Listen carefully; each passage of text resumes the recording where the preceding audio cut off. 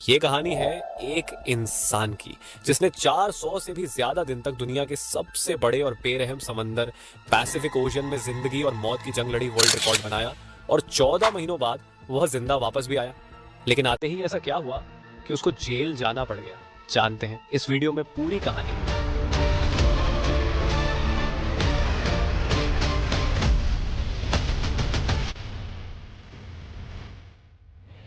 Pacific ocean का नाम सुनते ही लोगों को पसीने आ जाते हैं। देखिए, पूरी दुनिया में 71% पानी है जो डिवाइडेड है 4 ओशन में, जिनके नाम है Atlantic, Pacific, Indian and Arctic.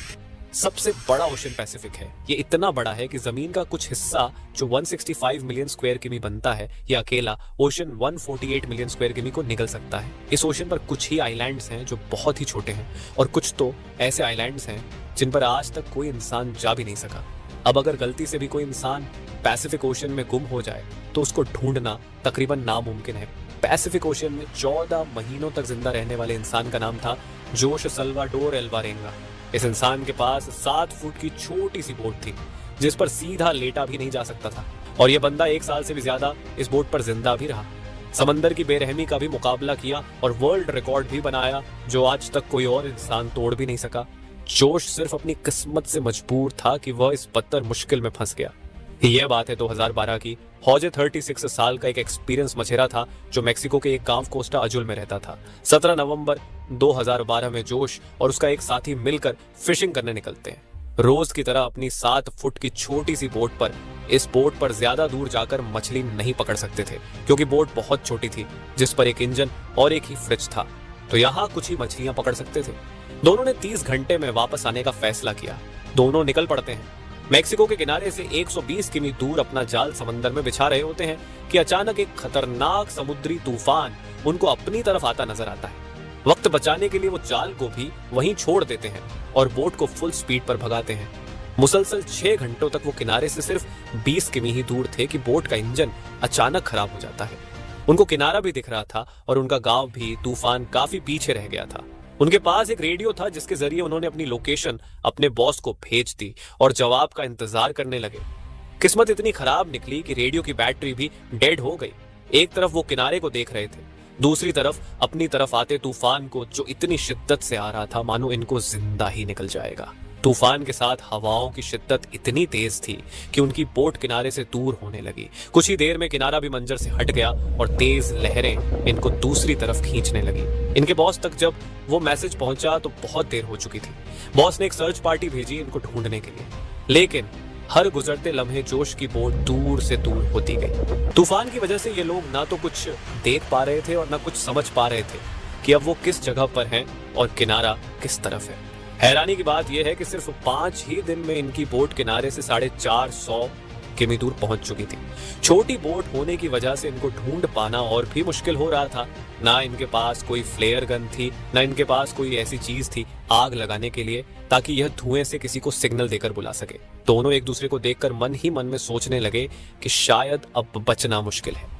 2 दिन पहले ही खाना भी खत्म हो चुका था। मछली पकड़ने के लिए भी उनके पास अब कोई साजो सामान नहीं था क्योंकि जाल वो पहले ही छोड़ के आ चुके थे। दोनों का भूख से बुरा हाल था कि अचानक एक पंछी उनकी बोट पर आकर बैठ जाता है। ये दोनों एक दूसरे की तरफ देखते हैं और एकदम से उस पंछी पर हमला कर देते हैं, लेकिन उसको पकड़ नहीं पाते। दोनों को पता था कि हो सकता है पंछी फिर आए। कुछ ही देर में एक और पंछी आता है। इस बार दोनों बहुत तरीके से उसको पकड़ने का प्लान करते हैं और आखिरकार वो कामयाब हो जाते हैं। और इस तरह दोनों अपनी भूख मिटाने के लिए बोट पर आने वाले परिंदों से अपना गुजारा करते हैं। समंदर का खारा पानी पीने से इंसान की मौत हो सकती है, इस वजह से उन्होंने बारिश के पानी को प्लास्टिक की बोतल में स्टोर करना शुरू कर दिया जिसको पीकर वो जिंदा रहते थे। लेकिन जब बारिश ना पड़ती तब वो प्यास बुझाने के लिए मछलियों और टर्टल्स का खून पीते थे, लेकिन वो भी तब जब वो उनको पकड़ने में कामयाब हो जाते थे। दिन गुजरते गए और फिर महीने। ये दोनों जिस मेंटल टॉर्चर से गुजर रहे थे वो इमेजिन करना भी हमारे लिए बहुत मुश्किल है। आखिरकार जोश का साथी ये टॉर्चर बर्दाश्त ना कर सका और 4 महीनों के बाद उसने सुसाइड कमिट कर लिया। और अब बोट पर सिर्फ जोश अकेला था और उसके चारों तरफ पानी ही पानी था। जिसको देखकर उसको जिंदगी की कोई उम्मीद बाकी नहीं नजर आ रही थी। लेकिन अपने हालात से तंग आकर वो जैसे तैसे जिंदगी गुजारने लगा। मैप्स में देखा जाए तो एक अंदाजे के मुताबिक हौजे पैसिफिक ओशन के इस हिस्से में मौजूद था, जिसको दुनिया का खामोश तरीन हिस्सा माना जाता है, क्योंकि यहाँ से सिर्फ कार्गो शिप्स ही गुजरती है। मेक्सिको के किनारे को छोड़े 6 महीनों से भी ज्यादा हो चुके थे और इस दौरान जोश ने अपने साथी को भी खो दिया था। इस वजह से वो काफी ज्यादा फ्रस्ट्रेट हो चुका था। एक दिन जोश को दूर समंदर में एक कार्गो शिप नजर आती है। पिछले 6 महीनों में ये पहली शिप उसको नजर आई थी और ये मंजर देखते ही उसमें जिंदा रहने की उम्मीद फिर से वापस आ गई। जोश ने कार्गो शिप की तरफ हर मुमकिन इशारा करने की कोशिश की, लेकिन बदकिस्मती से शिप इतनी दूर थी कि जोश को वो ना देख सके और देखते ही देखते जोश की नजरों से वो शिप भी गायब होने लगी और वो ये सोचने लगा कि शायद मेरी किस्मत में मरना ही लिखा है। दोस्तों जरा सोचो, 6 महीने तक आप दुनिया की ऐसी जगह पर टक हो जहां पर आपको दूसरा इंसान भी नजर नहीं आता, और अगर एक लंबे अरसे के बाद आपको कोई दिखे लेकिन वो आपको ना देख सके और गुजर जाए तो आपको कैसा लगेगा। 11 महीनों के बाद हौजे अपनी इस छोटी सी बोट पर 8000 की भी ट्रेवल कर चुका था। उसके कपड़े भी फट चुके थे और उसके पास खुद को सनलाइट से बचाने के लिए सिर्फ एक अंडरवेस्ट ही बचा। आखिरकार वो घड़ी आ गई जब किस्मत जोश पर मेहरबान हुई। फाइनली 439 दिन बाद 30 जनवरी 2014 को उसे अपने आसपास नारियल तैरते हुए दिखाई दिया और आसपास कुछ पंछियां भी मंडरा रही थी। ये नजर देखकर वो समझ गया कि आसपास कोई आइलैंड जरूर होगा। फिर उसे दूर एक आइलैंड दिखाई दे रहा था। उस आइलैंड तक पहुंचने के लिए उसे करीब आधे दिन का समय लगा। जैसे ही बोट उस आइलैंड के करीब पहुंचा, वो बोट से जंप करके आइलैंड की ओर तैरने लगा और फाइनली महीनों गुजारने के बाद वो एक ठोस जमीन में पहुंच गया। दरअसल इस आइलैंड को इबोन ओटोनी कहा जाता है, जो कि दुनिया का सबसे छोटा आइलैंड है। ये ऊपर वाले का चमत्कार ही था कि हवाओं का रुख कुछ इस तरह से उसके बोट को मोड़ दिया कि उसका बोट उसे छोटे से आइलैंड की ओर ले गया। अगर वह गलती से इस आइलैंड तक नहीं पहुंच पाता या फिर थोड़ी सी हवाओं का रुख इधर से उधर होता तो वो आइलैंड तक कभी पहुंच ही नहीं पाता, और फिर अगर वह जिंदा बच पाता तो शायद 5000 किलोमीटर दूर फिलीपींस के टापू को ही देख पाता। पर जोश की किस्मत अच्छी थी कि वो इबोन ओटोनी आइलैंड पर पहुंच गया। यह उसके लिए एक वरदान साबित हुआ, मानो मौत के मुंह से निकलकर उसे नई जिंदगी मिल गई हो। थोड़े बहुत एरिया का जायजा लेने के बाद उसे एक घर दिखाई दिया। कुछ देर बाद उस घर से एक इंसान निकल के आया।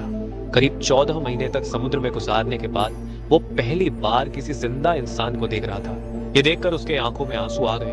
उसकी कहानी जानने के कुछ ही देर बाद वहां पर लोकल पुलिस पहुंच गई। जोश अपनी पूरी जर्नी पुलिस वालों को बताया, लेकिन उसके बातों पर यकीन करने वाला कोई नहीं था। भला 438 दिनों तक कैसे कोई एक छोटे से बोट में जिंदा रह पाता, वह भी बिना खाए पिए एक लाश को देखते हुए, जो उसने अपनी बातों को साबित करने के लिए अपने बॉस को कॉल किया, जो उसे मछली पकड़ने के लिए भेजा करता था। उसके बॉस ने भी यह पुष्टि कर दी कि हाँ, जोश मेरे लिए कम करता था और 1 साल पहले वो समुद्र में खो गया था। अब क्योंकि वो किसी और कंट्री में पहुंच चुका था, वो भी बिना वीजा के, इसीलिए कुछ दिनों के कानूनी कार्यवाही करने के बाद उसे वापस मेक्सिको भेज दिया गया। लेकिन यह जर्नी अभी खत्म नहीं हुई थी। जो उसके मित्र, जिनकी आधे रास्ते में ही मौत हो चुकी थी, उनके घर वालों ने जोश के नाम पर केस कर दिया, ये कहते हुए कि जोश ने अपने दोस्त को मार के ही खा लिया होगा। कुछ दिनों के कानूनी दांवपेच के बाद जोश को छोड़ दिया गया। उसके कुछ दिन बाद उन्होंने एक बुक 438 डेज पब्लिक किया, जिसमें उन्होंने अपनी पूरी कहानी को लिखा था। जाने अनजाने में अपनी जिंदगी को बचाते बचाते उन्होंने एक ऐसा वर्ल्ड रिकॉर्ड बना दिया जिसे तोड़ने की हिम्मत भी कोई नहीं करना चाहेगा। जोश की कहानी हमें इस तरह प्रेरित करती है कि जिंदगी में चाहे कितनी भी मुश्किलें आ जाएं, हर मुश्किलों का समाधान जरूर होता है। वीडियो एंड तक देखने के लिए शुक्रिया। मिलते हैं अगले वीडियो के साथ।